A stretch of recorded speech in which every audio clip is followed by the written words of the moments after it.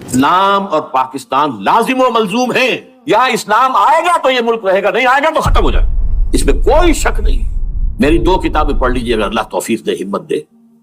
اسلام اور پاکستان، یہ سن 67-68 کی تحریر ہے میری. جینیسس آف پاکستان کیا تھا، how Pakistan came into existence. پھر یہ کہ میں نے استحکام پاکستان کے نام سے سن 85 کے اندر کتاب لکھی. یہ دونوں کتابیں پڑھیے. پاکستان کا کوئی جواز نہیں اگر یہاں اسلام نہ آئے، اور واقعتاً ہم جواز کھو چکے ہیں، تو اللہ تعالیٰ ہمیں مہلت دے رہا ہے. لیکن اب یہ سمجھ لیجئے، یہ اللہ تعالیٰ کی طرف سے ایک خاص مہلت ہے، اور شاید آخری مہلت ہے جو ہمیں مل رہی ہے.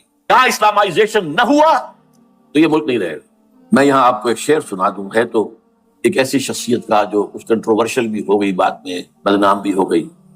ایک زمانے میں جماعت اسلامی کے بڑے مخصوص کارکن تھے، وہ مولانا کوثر نیازی. انہوں نے ایک بڑا تلخ شعر کہا تھا، اسلام کو اگر تیری فضا راس نہ آئے، اے میرے وطن تجھ کو کوئی آگ لگائے. ہمیں اسلام چاہیے، اور اسلام نہیں آئے گا تو یہ ملک نہیں رہے گا. کوئی زرداری، کوئی نواز شریف اس ملک کی بقا کی ضمانت نہیں دے سکتا.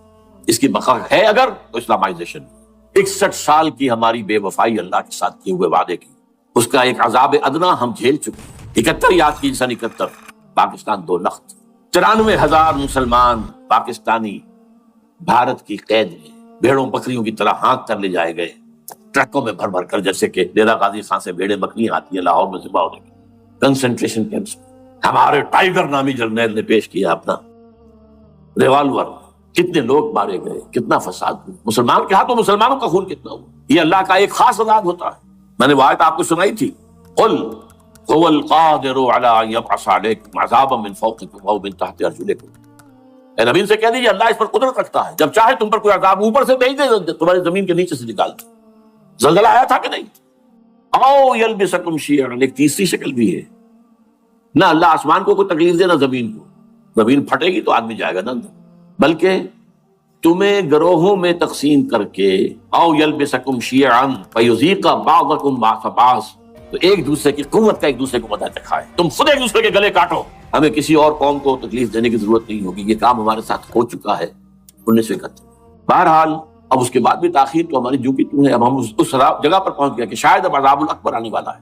وہ آیت بھی میں نے شروع میں پڑھی تھی، وَلَنُذِيقَنَّهُم مِّنَ الْعَذَابِ الْأَدْنَىٰ دُونَ الْعَذَابِ الْأَكْبَرِ لَعَلَّهُمْ يَرْجِعُونَ. چھوٹا عذاب آیا سن 71 میں. پاکستان بہرحال مغربی پاکستان تو برقرار رہا، اس کا نام بھی پاکستان رہا. اب شاید بڑا عذاب آ رہا ہو، بلکنائزیشن جس کے نقشے جو ہیں دنیا میں شائع کیے جا چکے. اور اس اسلامائزیشن کے لیے جو میں کہہ رہا ہوں کہ اس کے بغیر یہاں پاکستان نہیں رہے گا، اس کے لیے اس کی جو دستوری، تدریجی، قانونی، پرامن اگر راستہ اختیار نہ کیا گیا تو ملیٹنسی بڑھے گی. یہ رکنے والی نہیں ہے. یہ جو اوپر کا جو علاقہ ہے، ایک ٹرائنگل ہے جس کا نقشہ کھینچا ہے ایک بہت بڑے مصری ادیب اور مورخ نے، شکیب ارسلان ان کا نام. انہوں نے کہا ہے کہ یہ پامیر سطح مرتفع جو ہے، پامیر جسے روف آف دی ورلڈ کہا جاتا ہے، اس سے پہاڑوں کے سلسلے نکلتے ہیں. کوئی چین کی طرف چلا گیا، کوئی تبت کی طرف چلا گیا، جو قراقرم ادھر آ گیا پاکستان کی طرف، ہمالیہ آ گیا پاکستان انڈیا کی طرف، ادھر ہندو کش چلا گیا افغانستان میں. یہ سب جیسے کہ ایک جو پہیا ہوتا ہے اس کے جو لگے ہوتے ہیں اسپوکس جنہیں کہتے ہیں. اس نے کہا کہ ایک طرف ہمالیہ اور ایک طرف ہندو کش، اس کے درمیان میں جو قوم رہتی ہے، اب نوٹ کر لیجیے، یہ ہمالیہ کا اینڈ جو ہے مغربی، وہ کیا ہے، یہ نتیا گلی وغیرہ اسی کا حصہ ہے. اس کے بعد ختم، دریا سندھ بہ رہا ہے، لیکن اوپر جا کر وہ ٹرن دیتا ہے رائٹ کو، تو پھر اب وہ قراقرم اور ہمالیہ کے درمیان جاتا ہے، یہاں تک کہ انڈیا سے جو اس کا داخلے کا راستہ آ جاتا ہے. لیکن یہ جو ہے یہ درمیانی راستہ، یہ اصل میں ہندو کش ادھر اور ہمالیہ ادھر، اس کے درمیان جو قوم آباد. اور اس ٹرائنگل کا بیس ہے مالاکنڈ کا پہاڑ.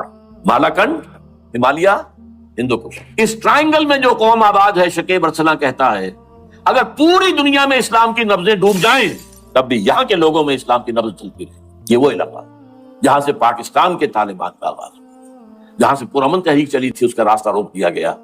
اب وہ شدت پسندی پر آ گئے، اور یہ شدت پسندی بڑھے گی اگر آپ نے تشدد سے ہو، اگر امریکہ کے چمچے بنے رہے، اگر امریکی ایجنڈے ہی کو پورا کرتے رہے اور اپنے لوگوں کو مارتے رہے. تو جواب میں غریب چراغ حقیقت قبول کیا تم نے تو موج دودھ سے 100 آفتاب ابھریں گے. یہ آپ جو آ رہے ہیں، کہاں سے آ رہے ہیں آپ کے یہ خودکش حملہ آور؟ یہ وہی ان لوگوں کے رشتہ دار ہیں نا جو امریکی بمبارڈمنٹ میں مارے گئے. کتنے ہیں جن کے بچے ختم ہو گئے، بیٹے مر گئے. یہ جو ہمارے ہاں ایک کمانڈوز کے کیمپ کے اوپر جو حملہ ہوا تھا اور خودکش بمبار، جس سے کہ شاید 18-19 بہترین آپ کے کمانڈوز ختم ہوئے تھے، وہ کون تھا؟ وہ خود کمانڈو تھا, اندر کوئی اور تو جا ہی نہیں سکتا تھا, یہ کمانڈوز کا کیمپ تھا, اور اس کے میس میں لوگ جا سکے, کوئی جا سکے, وہ خود کمانڈو تھا. اس کی بیٹی لال مسجد کے اندر جلی تھی. اب آپ اندازہ کیجئے کہ اس کے دل میں جو کھول رہا تھا اس کا جذبہ, اس نے اس کو ٹھنڈا کیا خود جان دے کر. تو یاد لیجیے, ادھر باجوڑ میں حملہ ہوا تھا, ادھر جو ہماری ملٹری پریڈ کے اوپر حملہ ہوا.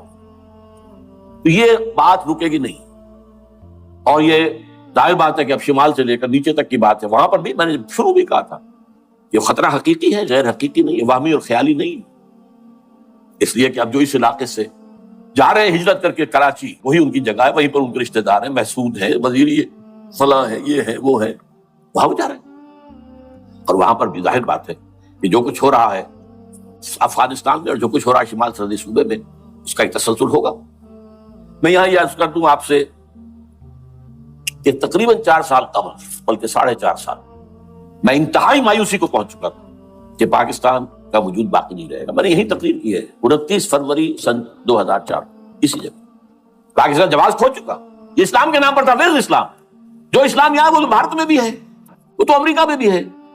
وہ کہاں ہے اسلام کا سیاسی نظام, اسلام کا تعزیراتی نظام, اسلام کا کرمنل لا, اسلام کا سول لا, اسلام کے فیملی لاز کہاں بنائے تھے اس شخص نے جو فیلڈ مارشل بنا تھا, خود ساختہ, جو اس نے قوانین بنائے تھے. تمام علماء نے کہا تھا, تمام مکتبہ فقہ کہ غلط ہے. تحریک کوئی نہیں اٹھائی, یہ ان کی غلطی تھی, کوتاہی تھی. جمہوریت کی تحریک میں شامل ہو گئے, اس پر کوئی تحریک نہیں چلائی. بہرحال وہ نظام کہاں ہے, وہ نظام تو قائم نہیں کیا. اس حوالے سے یہ اپنا جواز کھو چکا ہے. نو ریشنل ریزون دیت جسے کہتے ہیں فرینچ کے اندر, ریزون دیت کسی چیز کی ریزن, ریشنل آف ایگزسٹنس. اس کے بعد یہ ہے کہ پچھلے سال سے کچھ مایوسی میں کمی ہوئی. Number 1, chief justice of Pakistan Iftikhar Muhammad Chaudhry کے اندر ہمت اللہ نے دی, وہ کھڑا ہو. جرنیلوں کے جمگھٹے کے اندر ایک سویلین آدمی جو ہے جس درجے کا مرغوب ہو سکتا ہے آپ اس کا اندازہ کرتے ہیں. اور اس کے بعد اسپونٹینیس موومنٹ وہ کلا ہے, انہومی شے, سوچ نہیں سکتے ہم. یہ موومنٹ جو ہے یہ کوئی اسٹریٹ ارچنز کی چلائی ہوئی نہیں ہے, یہ ہمارے یہاں کے گاموں ماجوں کی نہیں ہے, بلکہ یہ تو پڑھے لکھے لوگ, وکیل, کالے کوٹ, کالی ٹائیاں پہن, یہ جو سختیاں جھیلی ہیں ابھی تک وہ تحریک چل رہی ہے. اگر اس سے ظاہر بات ہے وقت گزرنے کے ساتھ ساتھ اس کی وہ تیزی اور تندی میں تو کمی آئی, اور حکومت کو موقع ملا ان کے اندر کوئی رفت پیدا کرنے کا. لیکن بہرحال ان دونوں چیزوں سے میری مایوسی میں قدرے کمی ہوئی. اب دوسری بات وہ تھی 18 فروری کے الیکشن کا پرامن طور پر منعقد. میں یہ سمجھتا تھا کہ جو اس کے اندر دخل اندازی ہے, ریگنگ ہو گئی ہوئے, کیسے ممکن ہے پاکستان میں الیکشن ہو اور ریگنگ نہ ہو. پھر تحریک چلے ہی چلے, کیونکہ تحریک تو چل رہی ہے پہلے سے, صرف اس کے اوپر تیل اور ڈالنا ہے نا, اور پھر بدامنی ہوئی ہو, اور پھر دونوں طرف گدھ بیٹھے ہوئے ہیں. یہ NATO forces in the west, Indian forces on the east, they will march into Pakistan.